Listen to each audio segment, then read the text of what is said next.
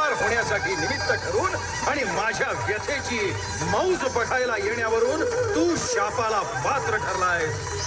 याच ठिकाणी तू एक राक्षस होशील. चोल राजानं क्षमा मागितली. झाल्या अपराधाबद्दल दंड सोसणंही मान्य केलं आणि तो शाप मागितला. श्रीनिवास बालाजींनीही उदार अंतःकरणानं क्षमा केली.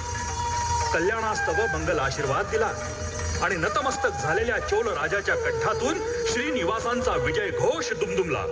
ఏడుకొండలవాడా వెంకటరమణ గోవింద గోవింద ఆపదముక్కులవాడ నాథరక్షక గోవింద గోవింద గోవింద శ్రీ వెంకటేశ గోవింద భక్తవత్సల గోవింద భాగవత ప్రియ గోవింద గోవింద హరి గోవింద వెంకటరమణ గోవింద. मंडळाचे संस्थापक